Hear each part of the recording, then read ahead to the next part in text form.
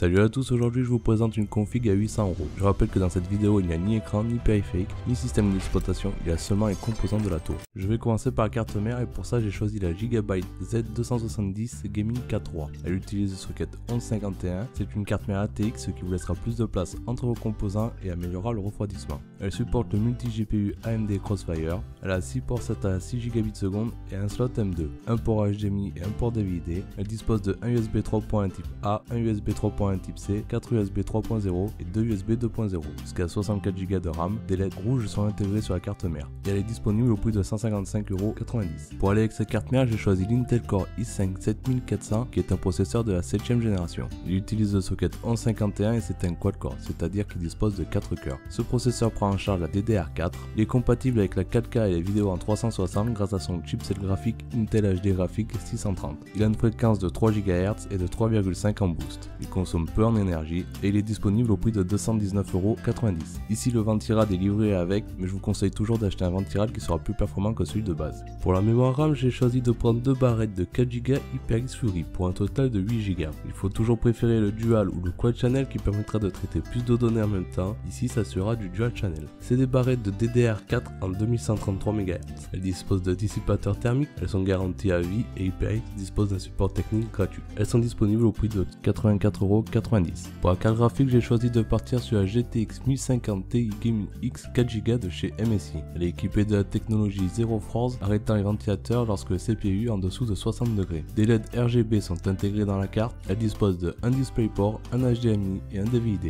Et elle est disponible au prix de 189,90 €. Pour le disque dur, j'ai choisi le Western Digital Caviar Blue de 1 Tera. Il est disponible au prix de 56,90 €. Pour faire tourner cette config, j'ai choisi la CX450M de chez Corsair. C'est une alimentation de 450 watts, elle est certifiée 80+ bronze, le ventilateur de 120 mm est silencieux et thermorégulé. Elle dispose de multiples systèmes de protection intégrés, c'est une alimentation semi-modulaire et elle est disponible au prix de 59,80 € sur Top Achat. Et pour mettre toute cette config, j'ai choisi le Z3 Plus de chez Zalman. C'est un boîtier de taille moyenne disponible en blanc ou en noir. Il est livré avec 4 ventilateurs préinstallés, un à l'avant, un à l'arrière et deux en haut. Il dispose d'une fenêtre latérale pour admirer votre configuration.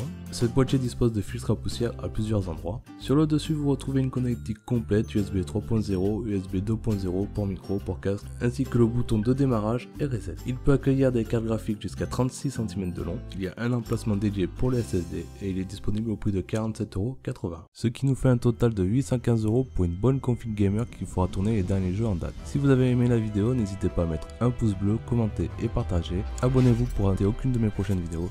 Je vous dis à bientôt, ciao.